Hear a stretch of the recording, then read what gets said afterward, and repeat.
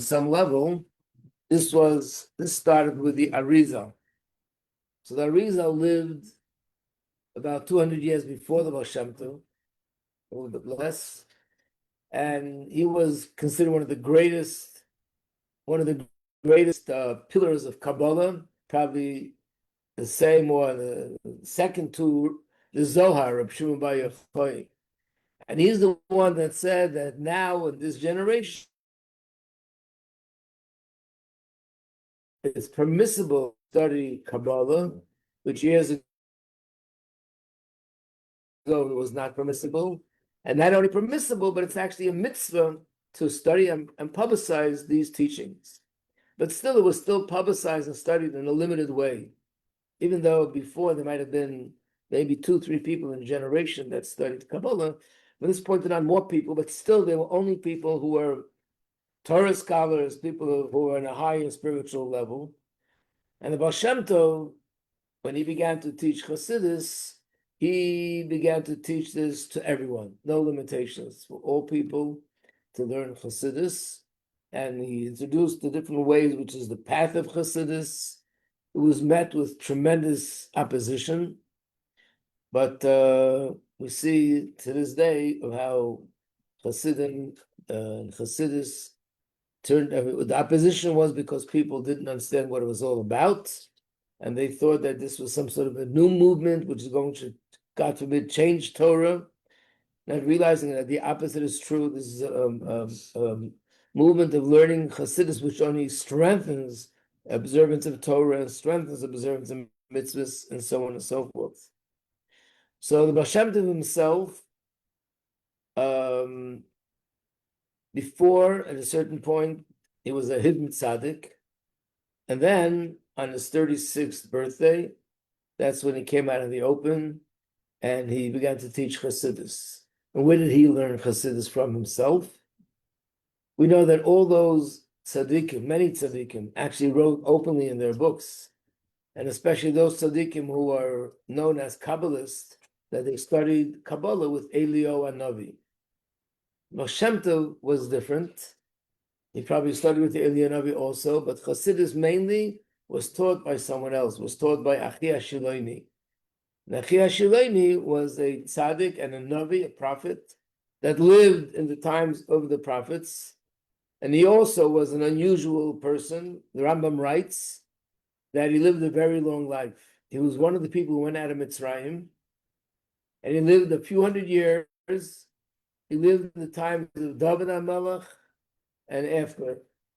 And he was the one that set up the 2 camps, the kings of the 10 tribes and the kings of the 2 tribes. It wasn't meant to be a split. And of course, it definitely wasn't meant to be a king that's going to lead people to do idol worship. But the idea of having 2 kings was from Hashem. He was the prophet that arranged it. And unfortunately, the king himself was the one that took it to a negative place. But he was the one that was sent from Shemayim to teach the Baal Shem Tov Chassidus. And they studied for 10 years. Baal Shem Tov said it started on his 26th birthday, and it was completed on his 36th birthday. In those 10 years, he studied Chassidus. And then he came out in the open, began to teach Chassidus to everybody else. The Baal Shem Tov himself had thousands of followers, but he had 60 students who were all great tzaddikim. And one of the ways of remembering it is the part in davening where we say, it's at night, we say this before we go to sleep, Hine mitasa shel Shlomo, Shlomo HaMelech is on his bed, and there's 60 mighty men surrounding him. So that's 16 mighty men, meaning spiritually mighty men. Each one was a tzaddik in his own right, and they were his students, and through them, Chassidus spread to others. When he was nostalgic, when he passed away, even though you see on the list, the next one was Rabbi Dov Ber Magadim is rich, but there actually was something in between. But one year, his son was the leader. His son's name was Reb Tzvi, and he became the leader of the Hasidic movement. And how did it change? Basically, the following year, on the day when they were commemorating the Yortzeit, the passing of the Baal Shem Tov, which is Shavuos, he stood up and he said that my father told me that the words he used was that the Shekhinah and the entire entourage was transferred to our student, Rabbi Dov Ber, that he's supposed to be taking the reins of leadership. And he told the Maggid Mezrich, who was sitting by the table, we're going to exchange places now. I'm going to sit in your seat, and you're going to sit in my seat. And apparently he also wore a certain robe, which was a sign of leadership, and they changed robes. He put on his robe, and he put on the robe of leadership. And from that point on, the Mezritcher Maggid became the new Rebbe. And in the generation of the Mezritcher Maggid, Chassidus spread much, much more than before. It was more open than before and spread much more than before. And also the Mezritcher Maggid had double of what the Baal Shem Tov had. Baal Shem Tov had 60 Talmidim, which were all great tzaddikim.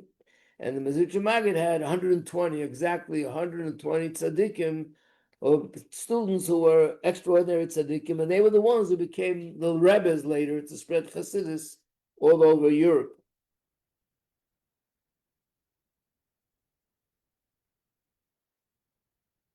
We don't know when the Maggid was born, but he was nostalgic today. Yutas Kislev, today is his day of passing. And the Mezritcher Maggid passed away 26 years before the Alter Rebbe was released from jail on that day. But on the day of his passing, he took the Alter Rebbe's hand and he told him, this day, today, is our Yontif. Of course, Yutas Kislev was a Yontif. Why would he refer to his day as passing as a Yontif? So for this, it's necessary to know a little bit more what Chassidus says about it. There's 2 chapters in Tanya that talk about it, of what happens on the day of passing of a tzaddik, that on one hand, yes, it's true, that he's taken away from us, so it's the saddest day that could be.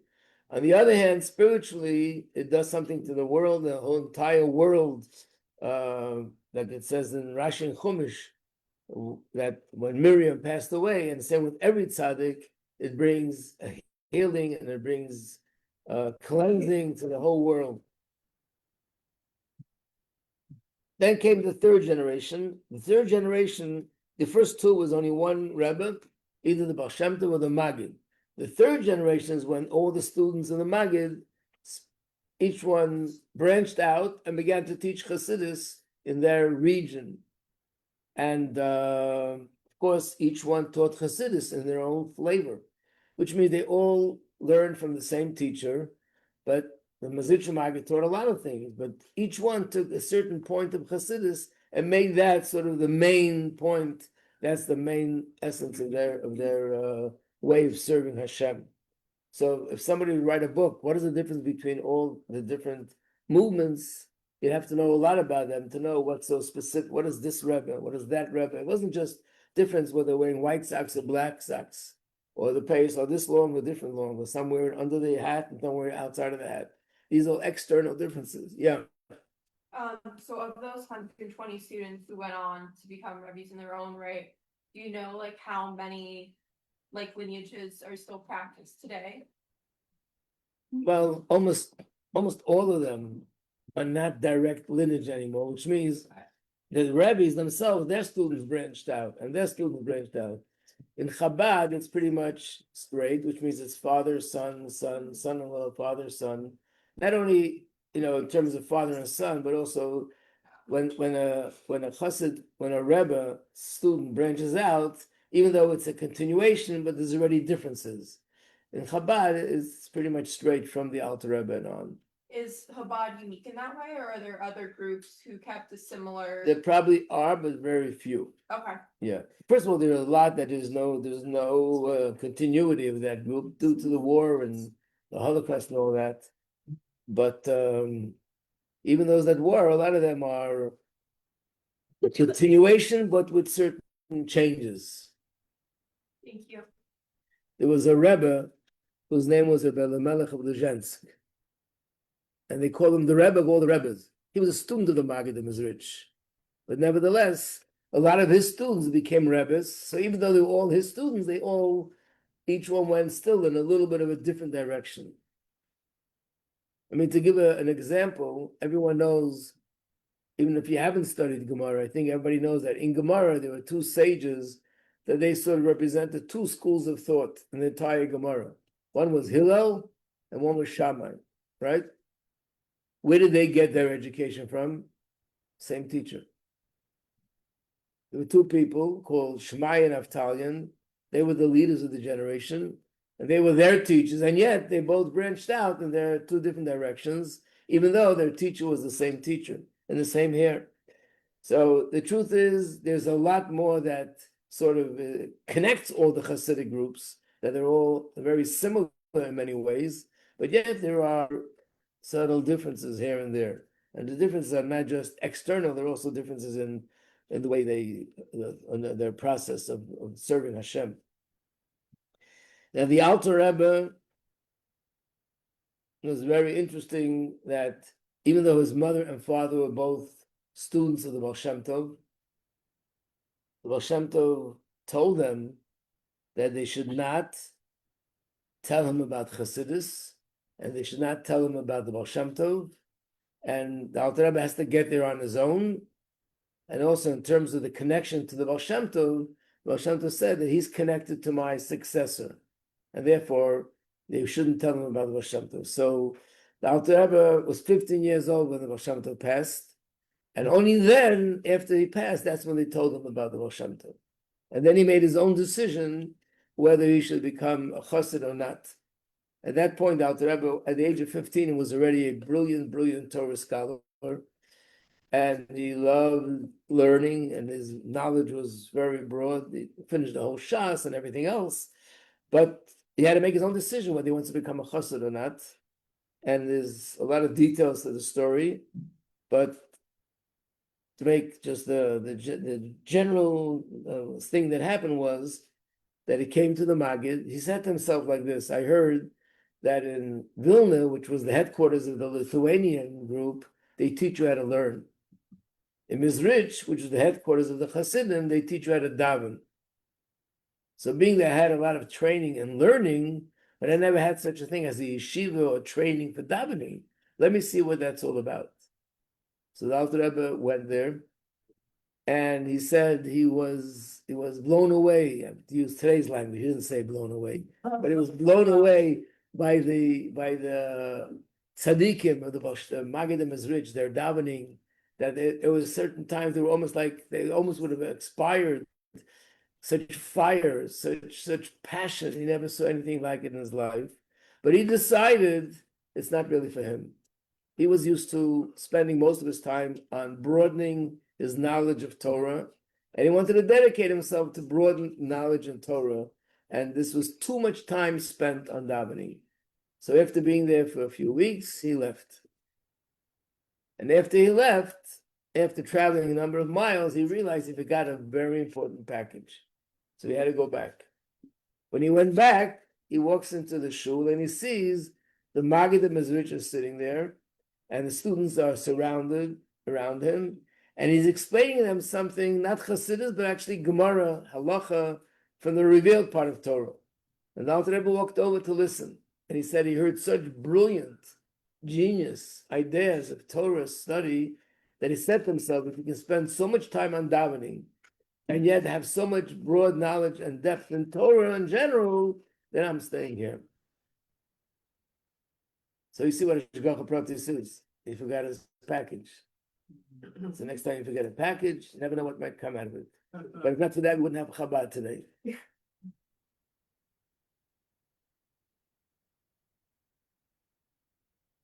I just want to give you an idea because I imagine you didn't study other Hasidus. Made a picture of a book called Kesser Shem Tov. These are the teachings of the Baal Shem Tov. But I want you to see what it looks like, and you can see right away the difference between this and Maimer in Chabad. And there are many books of Hasidus of other Rebbes, other Hasidic groups, that also look similar to this.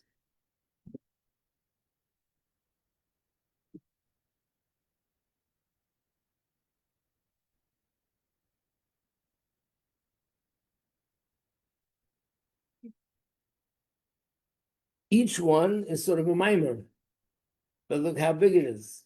Few lines. It's not an in-depth discussion. It's not an in-depth dialogue and questions and answers and searching. And It's just short statements. Each one is a fiery statement that lights up the neshama, and that's what his sefer looks like. Versus Chassidus of the Alter Rebbe, which could be a mimer of pages and pages explaining different concepts of Chassidus. But just to give you an example, let's learn a few lines on page 56. The paragraph that begins with V'chein. I'll read it in English, and just a few lines, just to give you an idea. The Shem Tov writes, a person should serve Hashem with all his might and realize that everything, he can serve Hashem in every way. Hashem wants us to serve him in all different ways. Sometimes a person is walking and he sees other people, so he talks with them. And when he's talking to them, at that moment, he won't be learning. But at the same time, he's still connected to Hashem. Or when a person is traveling, he's not able to focus on davening, or not able to focus on learning like he would in his own place. So he serves Hashem in different ways. Basically, he says Hashem wants us to serve him in many different ways. So to realize that when Hashem puts me in certain circumstances, today he wants me to serve him in one way. And the reason why I ended up that I can get to sit down and study Torah the way I want, and I'm stuck on the highway, I'm stuck on the road, my car broke down. Hashem wants me to serve him while I'm here under these circumstances. And if a person would realize that whatever happens is from Hashem, and because he wants me to serve him under these circumstances, he wouldn't get upset, he wouldn't get angry, he wouldn't get frustrated, realize, oh, Hashem is leading me because he wants me to serve Hashem today under these circumstances. Short little piece, very powerful, but it's very different than the way you see a Maimon and Chassidus Chabad. Yeah. Is there a reason that the Baal Shem Tov chose to teach Chassidus this way rather than that? Yes. The reason behind it, you'll hear a little bit later from Mrs. Nemni or Rabbi Greenberg, whichever class I'll be in. That's part of what they're going to be teaching.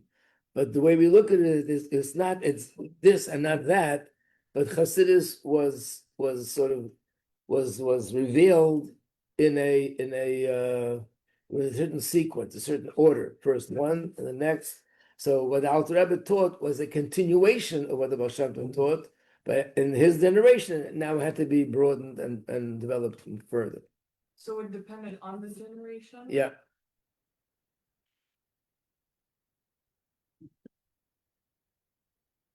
Now, as we know, Yutas Kislev, we're celebrating this Kislev because Alter Rebbe was arrested by those who were opposed to Hasidus. They thought that it's a movement that's against Judaism, and therefore he has to be eliminated, Chas v'shalom.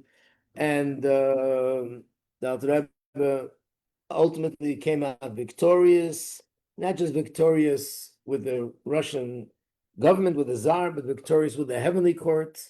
That they, as a result of this, it was ruled in Shamayim that Chassidus could be spread, and that's one of the reasons why we call this Rosh Hashanah for Chassidus. So this was the beginning. Chassidus took on a whole new level after the Alter Rebbe was arrested. And we know the Alter Rebbe's main teaching is the Tanya, but after that there were also Maimorim, thousands and thousands of pages of other Maimorim. One of the things the Alter Rebbe established also is Koil Chabad, tzedakah, to specifically support those that live in Israel. And who knows that this is not part of the process, being that Chassidus in general is all about revealing godliness in the world and preparing the world for Mashiach. That's what Chassidus is all about. You know, the Alter Rebbe writes in a Maimer that the world is a dark place. Godliness is concealed. What do you do in a dark place? You need a candle to light it up. So Hashem sent down all the neshamas. Every neshama is like a candle. Ner Hashem, nishmas Adam. The candle of God is the neshama of man. So we're all candles. But then in every generation, Hashem sends down one very bright light, very bright fire, and all the candles get their fire from that candle. So in every generation, there is more and more godliness being revealed in the world. And this was also part of the process that getting ready for Mashiach through revealing the hidden secrets of Torah. And it could be, even though I never saw this written anywhere, but it's very likely this is part of the process. Something began with settling in Eretz Yisrael.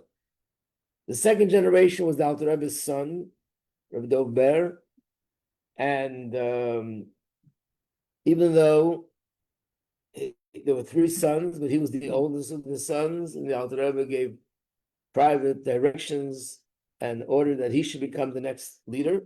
Nevertheless, there was someone else that he became a Rebbe, one of the Hasidim. So it was a little bit challenging in the beginning, but eventually that also fell away. And with the Mitzvah Rebbe, we find again the same thing. He spread Chassidus much more than the Alter Rebbe. I wish I would have the book here, but if the Alter Rebbe said a mimer that was 3 pages, and then he explained that mimer, his mimer could have been 20 pages, literally 20 pages explaining 3 pages of the Alter Rebbe. That's why they compared the Alter Rebbe to a wellspring, and the Mitzvah Rebbe was compared to a river, because a river comes from a wellspring. Yet the river is so much longer and wider than the wellspring. And the Mitzvah Rebbe was Rebbe for a short time. He was physically not so healthy, but it's not just about that. It means that his shlichus, every Rebbe was there to take and reveal godliness in a broader way, in a bigger way. What he did, also reference to Eretz Yisrael, was Alter Rebbe sent money there. He sent Hasidim there to settle, and they settled in the city of Hebron. And then and one of the people that went out there was also one of his daughters. Her last name was Slonim. If anyone knows any of the Slonim family, they're all descendants of that daughter. I think I told you that Mrs. Ruddle is a descendant of that daughter that went there. Her name was Rabbi Tzimanu Rochel.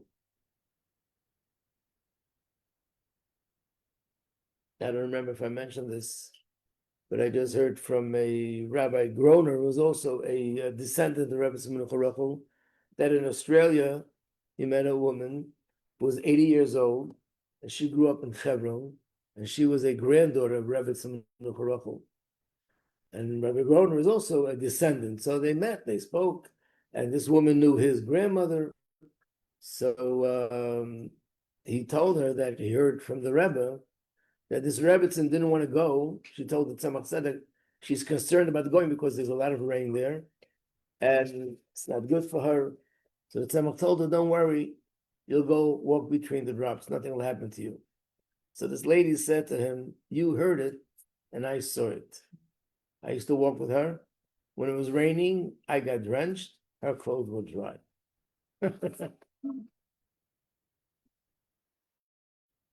The chauffeur is blowing a little bit early. Who knows how to turn this off?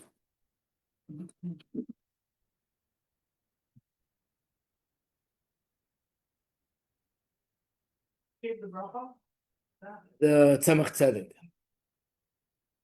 The Mittel Rebbe's Maimarim are considered there's one sefer specifically he wrote called Imre Bina.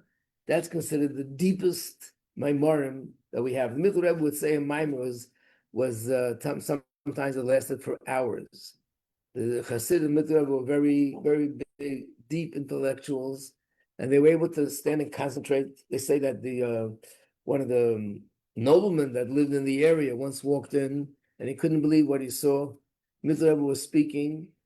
It was so quiet in the room, you can hear a pin drop, and everybody was like frozen. They weren't moving, no movements. Everybody was just fully concentrated. We stood there for a while, and then he left. No one even realized that he was there, that he was looking. And he would sometimes say, my marim that lasted literally for hours, because the Hasidim in that generation were able to handle it and absorb it. And this was his wish. His wish was when two Hasidim meet in the street, like two people who work in the stock market, when they meet in the street, what's the first question? So what's the latest? Which stocks are in, which are out, what's going on? Two Hasidim meet on the street, they should say, what's new with Atik and Arich, and what's new with this sphere and that level? That should be their life. So the Mitzvah Rebbe, he passed away we just spoke about it, on his birthday, which was the 10th day of Kislev. And when he passed, there was a little bit of a question, who should become the next Rebbe? there were three options. One option was he still had a brother that was alive, a son of the Alter Rebbe. The other option was he himself had a son who was a big tzaddik. And the third option was his son-in-law, which was a Tzemach Tzedek. His son-in-law was both. He was a son-in-law of the Mittel Rebbe, but he was also a grandson of the Alter Rebbe, because he was the son of the Mittel Rebbe's sister. So for a few months, the Chassidim had no Rebbe, because whoever they went to, they said, why don't you go to him? Went to him, why don't you go to him? They're going back and forth. And at the end, everyone decided it should be the Tzemach Tzedek, and he accepted leadership. And every Rebbe in their generation dealt with different issues. Like I said, the Mittel Rebbe, he's the one who spread Chassidus in a way like so much more than in the times of the Alter Rebbe. In the Tzemach Tzedek's generation, he had two major issues to deal with. One major issue was with the Tsar, who in that time made a decree that children at a young age have to be taken to the army. And unfortunately, his intention was to take Jewish children at a very young age and break them and make them convert and become non-Jews. And there's a lot of stories of Jewish kids who were heroes. They stood, even though they went away from their homes at such a young age, 7, 8 years old, they were very strong.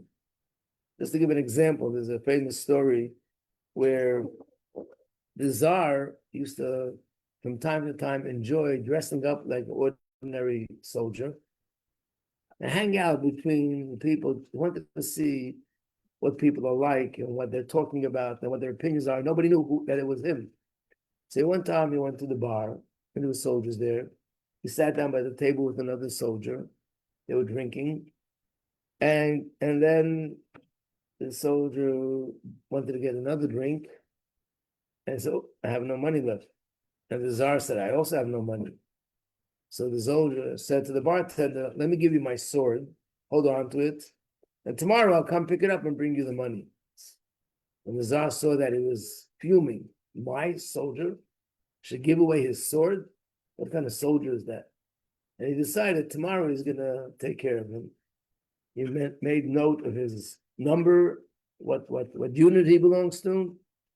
And the next day there was an announcement, the Tsar is coming to make an inspection. Everyone's petrified of his inspections, because if he found one little thing wrong with the soldier, it didn't take much, he would just kill him on the spot. That was the Tsar. Anyway, this soldier was panicking. What is he going to do? So what he did was, he took a piece of wood, he carved it out, it should fit into the thing where he normally holds the sword. So on the outside, you can't tell that there's no sword there. And he put it in.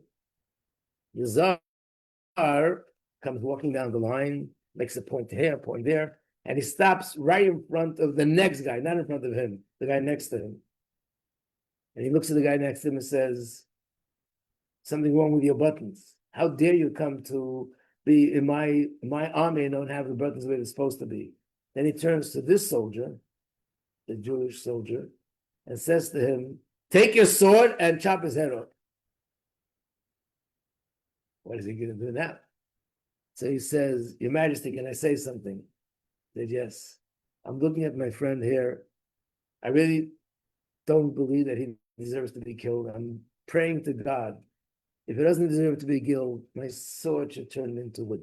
And there's wood. And everybody's looking, wow, what a miracle, you know. The Tsar knew the miracle. He understood the miracle. He knew he had no sword. But he was very impressed with his wit, like how he thought of something so quickly. He called him into his office, said, I know who you are. And he told him that, you know, you just saved your life, but I'm so impressed with your way you had things so fast. I want to appoint you in a high rank in the army. And he went from one rank to another, but he had no idea that he was a Jew. And then one day he found out that he was Jewish. And of course, he was very upset that a Jew should have such a high position in the army. And he said to him, I'm willing to give you this next position, which is even higher, big general, but on the condition that you convert. And he told him, he's Jewish, but he doesn't feel that he has to think about it. Anyway, there was a lot of pressure. So he finally decided that he said, okay, I'm going to do it. And he said that he and the queen, they're both going to become his mother and father, and he's going to be baptized, made a public scene out of it, because he wanted to encourage other Jews to do the same thing. As they were on the way going there, they went through a bridge. When they came to the bridge, I think he was in the wagon with the Tsar and his wife. He opened the door of the carriage, screamed Shema Yisrael, Hashem Elokeinu Hashem Echad, and he jumped into the water, and he gave up his life.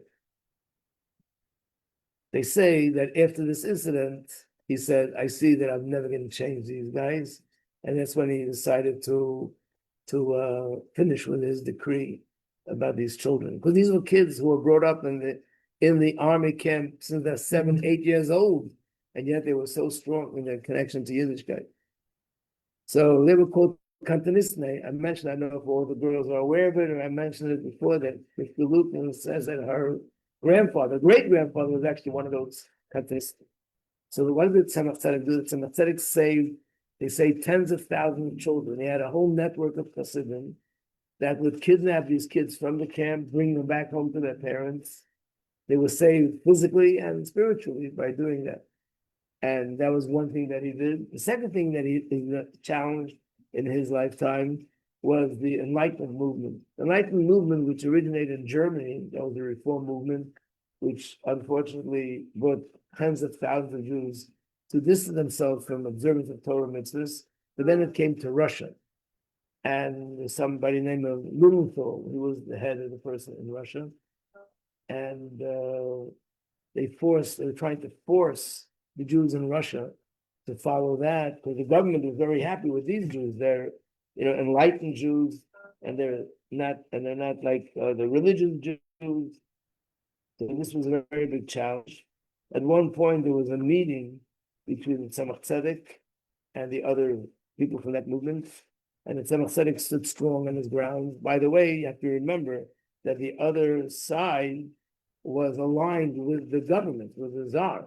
So anything you do against the other side, you're doing it against the Tsar. And as a result of that, the Tzemach Tzedek was arrested 22 times.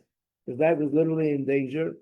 But that was in his generation. And eventually, it's interesting to note, he fought that. What they wanted was two things. That every rabbi who becomes a rabbi, the government should not allow him to be a rabbi unless he went to their school and got a certificate. And every teacher of children should not be allowed to teach children unless they got a certificate in their school. You can imagine what that means. A certificate in their school means a deviated Yiddishkeit, a twisted Yiddishkeit, a distorted Yiddishkeit. So the Tzemach Tzedek fought it, the Rebbe Marash fought it, the Rebbe Rashab fought it, and so the communists came and the Tsar's government fell. It never went through because they were always on top of fighting it. This is one of the big things of the Tzemach Tzedek. Of course, in addition to all that, he would say, Maimorim, we probably have the most book of Maimorim besides our Rebbe is from the Tzemach Tzedek. And he lived the longest, he lived 77 years. And he had children, they all became Rebbes in different places. Not all, 4 children that became Rebbes. But the one who became the Rebbe in Lubavitch was the Rebbe Marash. And all the other Rebbes are also, the dynasty discontinued. There's no more of the Rebbe Hasidim. Yeah. Why did he get the name Tzemach Tzedek? So the reason why they gave the name Tzemach Tzedek, it was actually done after his passing. Tzemach Tzedek was very big in response. A lot of rabbis around. I forgot to mention that in his generation, that's when there was peace between Hasidim and Misnagdim. There was no longer opposition against Hasidus. And a lot of rabbis around the world would write to him questions in Halacha and Gemara, and he would answer. So they made a few volumes of these questions and answers. They named it Tzemach Tzedek because Tzemach is the gematria Menachem, and Tzedek is the gematria Mendel. And the Rebbe once said that the two names both are connected to the names of Mashiach, Tzemach and Tzedek, and the Hasidim of that generation believe that had Mashiach come in that generation, it would have been a Tzemach Tzedek. So that's why they called it Tzemach Tzedek. So Tzemach Tzedek had 7 sons, and the one who became the next Rebbe, Lubavitch, was the youngest, and that's the Rebbe Marash. They said the other 4 became Rebbes in different cities, and the oldest did not become a Rebbe. His name was Baruch Shalom, and he is the ancestor of our Rebbe. We know that our Rebbe is a descendant of Tzemach Tzedek from that oldest son. And the Rebbe Marash also was like the Mitzvah Rebbe, was physically, dealt with a lot of physical medical issues. And the amount of years that his leadership was less than the other Rebbes. He was nostalgic at the age of 48. So the Rebbe Marash was known more for the fact that he was very involved with going, in his time, there was a lot of issues with the governments in Russia, where they were involved with pogroms against Jewish communities, and he was very involved in going and traveling to different countries, even outside, and wherever he went, nobody knew where he was going. Everything was officially because of his health. But the real reason was he went there in order to accomplish things regarding benefits for Yidden, that they shouldn't be persecuted, they shouldn't be attacked. And he also had mysterious damage because in many cases he had to stand up to the government. And he was also under arrest. Every one of the Rebbes was under arrest. I have to tell you, it's a funny story that the Friedrich Rebbe, first time he got arrested, he was 11 years old. Yep, he started early. Why did he get arrested? Because there was a policeman that walked over to a Jewish man who was a butcher. He was carrying a young young baby cow, and he came over to him and said, "You stole this cow, and you're going to jail." He was totally innocent, but he just accused him of something which wasn't true. Friedrich was 11 years old, and he jumped at the policeman and tore off his badge. The policeman was furious, and he forgot the Jew, let go of him, and he ran after the Friedrich Rebbe. So that Jew ran for his life, and the Friedrich Rebbe got arrested. And he writes that he was in a jail, a dark room, and what did he do? He knew Mishnayos by heart. He was learning Mishnayos by heart. But then he heard some strange sounds. He had matches in his pocket, so he lit a match. What did he see? A little cat with his mouth tied up, and it's in a corner in the room there. And he realized that this guy probably stole the cat, hid it in the jail, and now he went to accuse someone else of stealing it, so no one should suspect him. Well, of course, his father got involved with the authorities, and they got him out of jail. Then he told them, by the way, there's a cat in this room, and his mouth is tied up. And they went and found the cat, and it turned out the policeman was actually guilty of stealing the cat. That was his first story. After that, he was arrested another 6 times. The famous story of Yudbei Stamud was the 7th time. So this happened here in America. I heard it from someone who was there at the time that it happened, that there was a chassid sitting by the table, and he said, I see by the rabbis of Chabad, there must be some sort of a mitzvah or a custom to get arrested. But 7 times, that's showing off already, too much. So the Rebbe Marash was also arrested in house arrest because he stood up to the government. And he's the one with the famous quote of L'chatchila River. And that was his way of going around about the things.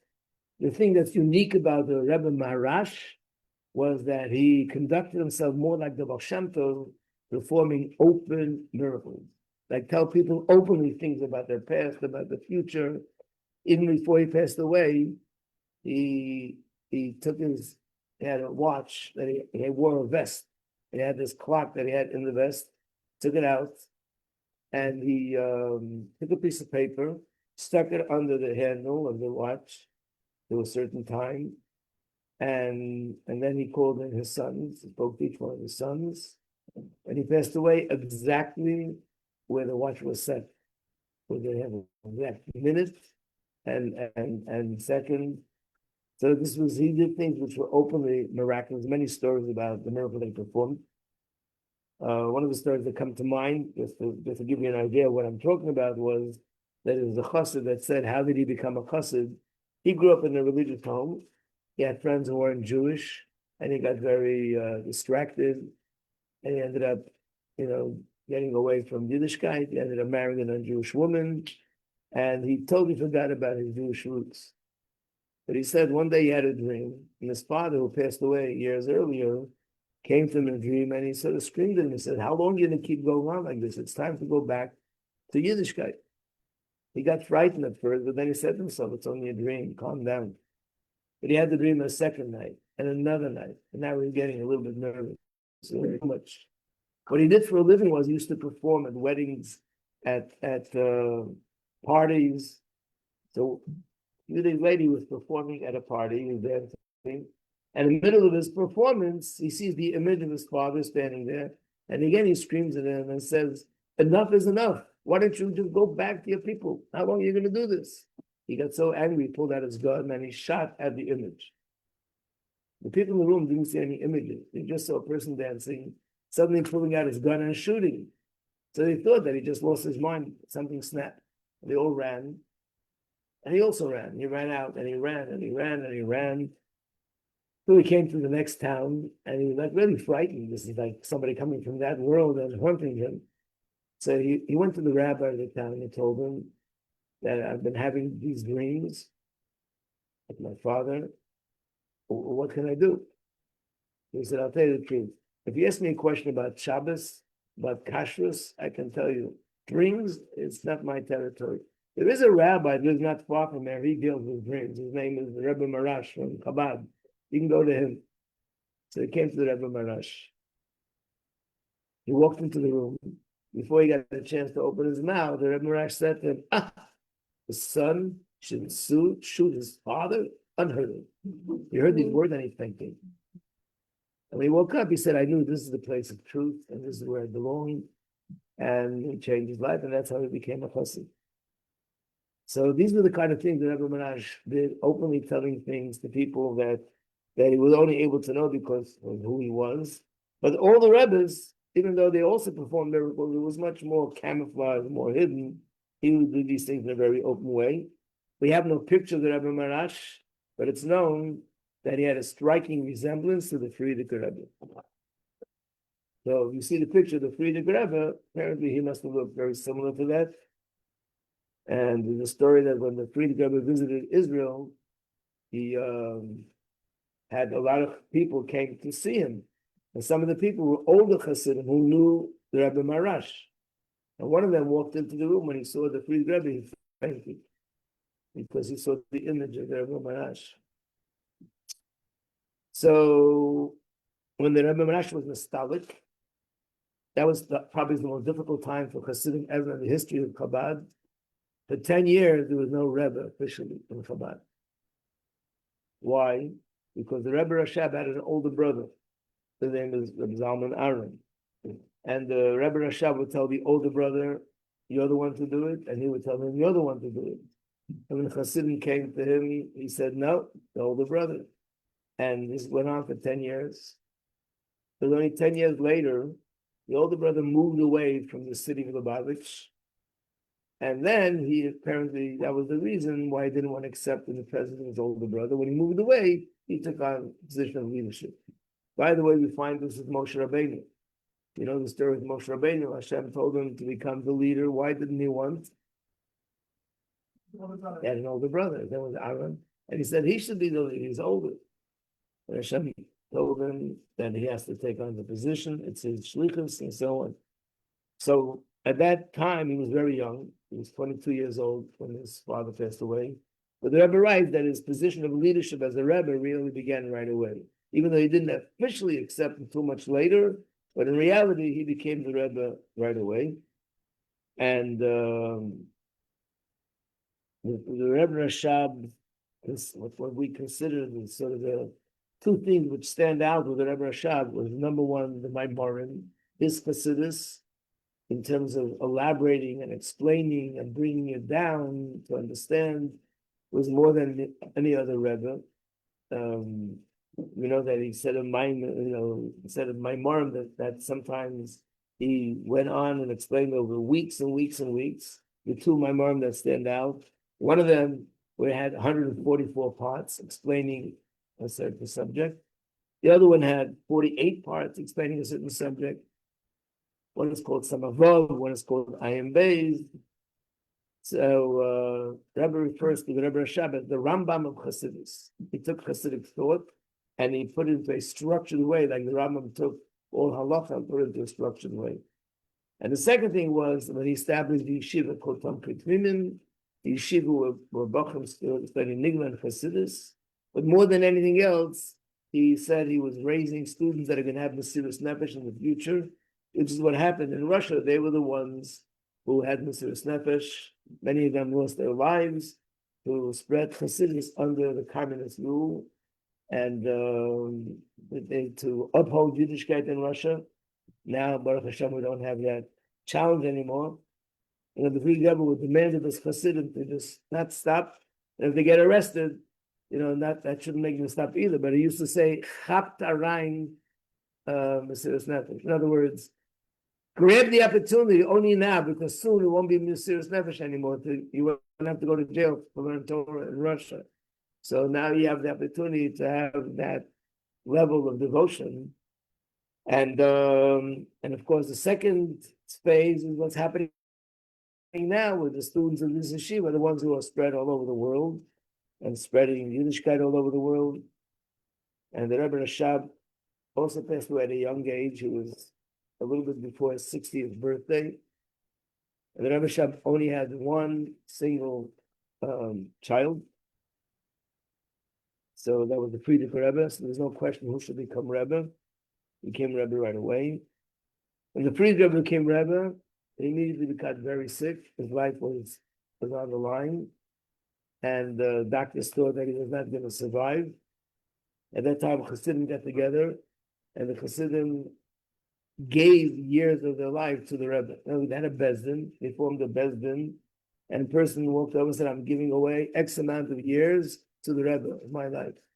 Some gave this amount, some gave other amounts. And the Rebbe lived until the age of 70. But then the hardest thing he had was with the communists, where he was arrested, and he was physically tortured and physically broken.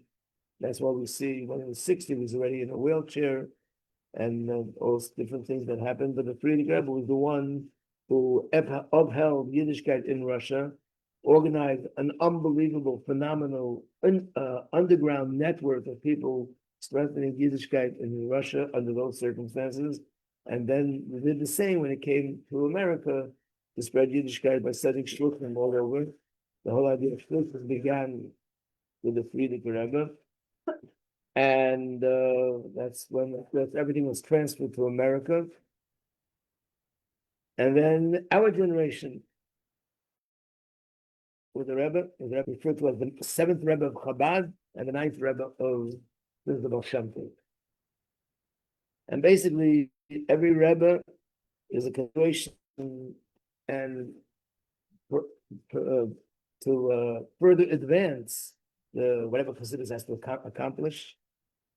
And with the Rebbe, it's things that we can talk about, but of course, the thing that stands out the most with the Rebbe is the Inyan of Shlichus. The Rebbe encouraged every single person to be a Shliach, not just the ones who go out officially. Every person should reach out and try to inspire another Yid learn Torah to do mitzvahs. And at the same time, the Rebbe's teaching of Torah is also more than anything in previous generations. Farbrengen upon Farbrengen upon Farbrengen. We have 40 volumes of Sichos that the Rebbe edited. Each volume has a few hundred pages. And then there are 6 volumes of the Rebbe's Maimarim that were edited. And then there are 40 volumes of letters that the Rebbe wrote. And that's besides tens of thousands of letters that they wrote that are not in those letters. They're just answers. Generally speaking, when a person asks the Rebbe a question, the Rebbe would answer, not with a letter. Let's say if I would write to the Rebbe, I gave him a note, and the Rebbe would answer me on my note. So I wrote, should I do this or not? The Rebbe would write yes or no. In fact, the Rebbe had a very interesting way that the Rebbe answered. The answer came out of my question. Let's say if I write, should I do this and this? The Rebbe would erase the word should. And then would read, do this and this. It's as if the answer came out of my words. And we never got it. The Rebbe didn't allow his handwritten answer to be given away. So we never got that, which means all the letters that you see are letters that were actually sent. But then beside letters, there were notes that were given into the Rebbe and he gave back answers, which it's endless. I think one of the secretaries of the Rebbe said that the Rebbe's correspondence is about 500 a day. It's beyond human comprehension. And at the same time, to be involved with Chassidus and teaching and Rambam and all these things that were going on. So all this has one goal, and the goal is to prepare the world for Mashiach. We never told us that we're almost there. We're already there in some ways, and through the teachings of Chassidus, the Baal Shem Tov was told originally, this brings Mashiach closer, and that's where we're holding now. Now we have to be ready to receive Mashiach, and we'll be celebrating that day. And I think that Yudas Kislev is a good date to be a day for Mashiach to come, and we'll celebrate everything together on this day. Did the Rabbi answer all our letters? And it's not possible, right? Generally speaking, yeah. Yeah. If he didn't answer, it was also for a reason. Sometimes the Rebbe would write, I didn't answer because there was just no time to answer. But generally speaking, he would answer. And he didn't answer, some people took that as an answer. How does Rabbi get through the 500 letters a day? Like, That's why he's a Rebbe. something, yes, Yeah, is there?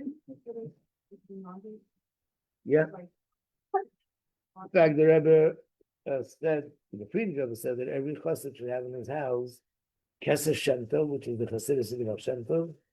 And there's a sefer called Magid Dvorav Yaakov, this is the Chassidus of Magid. Another sefer called Or Torah.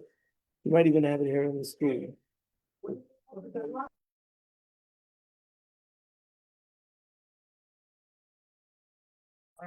Yeah, of the Magid. More similar to the alternate. Than like. No, it's more similar to the Baal Shem Tov. Yeah. Have it in the house for, What? have it in the house.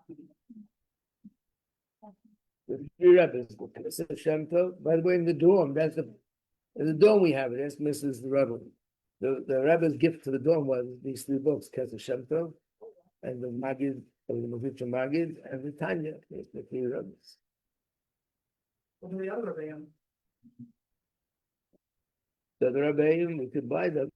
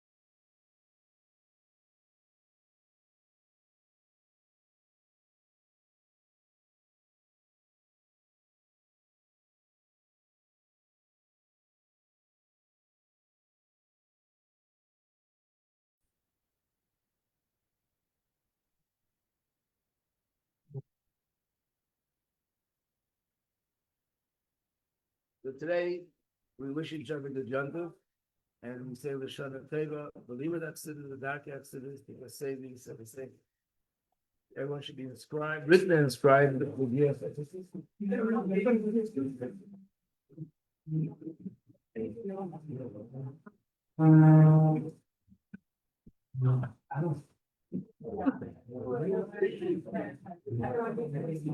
Okay.